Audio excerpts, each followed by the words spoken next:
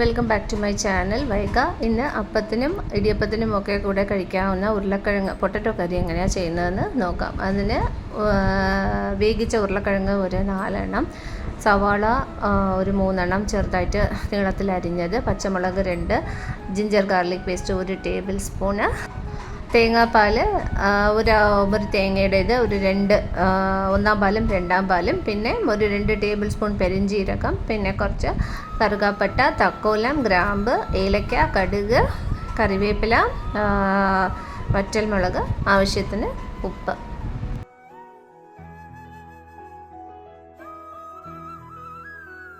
Frying pan സ്റ്റൗവിൽ വെച്ചിട്ട് ഒരു ടേബിൾ സ്പൂണോ 2 ടേബിൾ സ്പൂണോ ഓയിൽ ആഡ് ചെയ്യുക. ഞാൻ കോക്കനട്ട് ഓയിലാണ് യൂസ് ചെയ്തിട്ടുള്ളത്.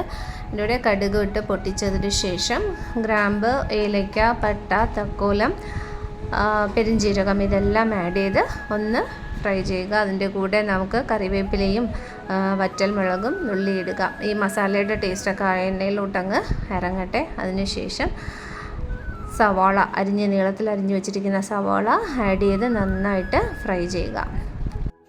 സവാള വേഗം ഫ്രൈ ആയി കിട്ടുന്നതിന് ഒരല്പം സോൾട്ടും കൂടെ ചേർത്ത് നന്നായിട്ട് അതൊന്ന് ഫ്രൈ ചെയ്തെടുക്കുക.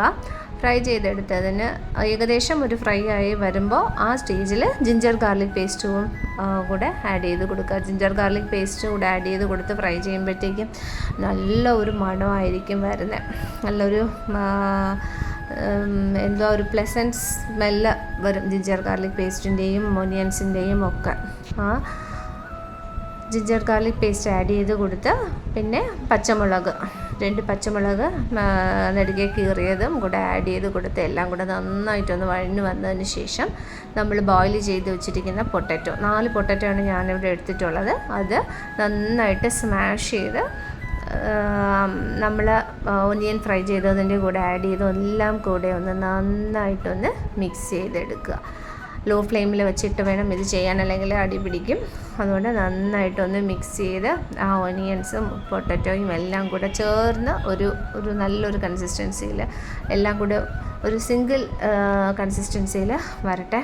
അതിന് ശേഷം നമ്മൾ ഒരു 1/2 ടീസ്പൂൺ മഞ്ഞൾപ്പൊടി, ഒരു 1-2 ടീസ്പൂണ് മുളക് പൊടി, ഒരു 1 തൊട്ട് 1.5 വരെ ടീസ്പൂണ് മല്ലിപ്പൊടി, ഒരു ടീസ്പൂൺ ഗരം മസാല പൊടി, ഇതിത്രയും ആഡ് ചെയ്ത് കൊടുത്ത് അതും നന്നായിട്ട് മസാലപ്പൊടിയുടെയൊക്കെ പച്ചമണം മാറുന്നത് വരെ നന്നായിട്ടൊന്ന് ലോ ഫ്ലെയിമിലോ മീഡിയം ഫ്ലെയിമിലോ ഇട്ട് നന്നായിട്ടൊന്ന് ഇളക്കി കൊടുക്കുക.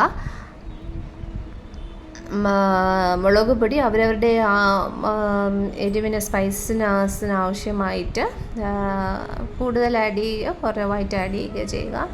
ഞാനിവിടെ ഒരു മീഡിയം സ്പൈസിനെസ്സിന് കണക്കായിട്ടുള്ള സ്പൈസ് പൗഡേഴ്സാണ് ആഡ് ചെയ്തിട്ടുള്ളത്. ഇതെല്ലാം ആഡ് ചെയ്തതിന് ശേഷം നമ്മൾ എടുത്തു വെച്ചിരിക്കുന്ന തേങ്ങാപ്പാൽ 2ആം പാൽ ആഡ് ചെയ്ത് കൊടുക്കുക. കുറച്ച് വെള്ളവും കൂടെ ആഡ് ചെയ്ത് കുറച്ച് ഒന്ന് ബോയിലായി വരുന്നവരെ വെയിറ്റ് ചെയ്യുക. കുറച്ചൊന്ന് ബോയിലായതിന് ശേഷം ഉപ്പൊക്കെ ചെക്ക് ചെയ്തിട്ട് ഉപ്പൊക്കെ കറക്റ്റാണോ എന്നുള്ളത് ചെക്ക് ചെയ്തിട്ട് നമ്മൾ എടുത്തു വെച്ചിരിക്കുന്ന തേങ്ങയുടെ 1ആം പാൽ കൂടെ ആഡ് ചെയ്ത് കൊടുത്ത് നന്നായിട്ട് മിക്സ് ചെയ്ത് കൊടുക്കുക. അതിനുശേഷം നമ്മൾ ചോപ്പ് ചെയ്ത് വെച്ചിരിക്കുന്ന മല്ലിയില മുകളിൽ സ്പ്രെഡ് ചെയ്ത് കൊടുത്ത് എല്ലാം കൂടെ ഒന്ന് നന്നായിട്ട് മിക്സ് ചെയ്ത് കൊടുക്കുക. അപ്പത്തിനും ഇടിയപ്പത്തിനും ഒക്കെ കൂടെ കഴിക്കാൻ പറ്റിയ നല്ല ഒരു പൊട്ടറ്റോ കറി റെഡി. അപ്പത്തിൻ്റെ മാവ് അപ്പച്ചട്ടിയിൽ ഒഴിച്ച് നന്നായിട്ട് റോൾ ചെയ്തതിന് ശേഷം മൂടി വെച്ച് നല്ല സോഫ്റ്റ് ആൻഡ് ടേസ്റ്റി അപ്പം പ്രിപ്പയർ ചെയ്തെടുക്കുക.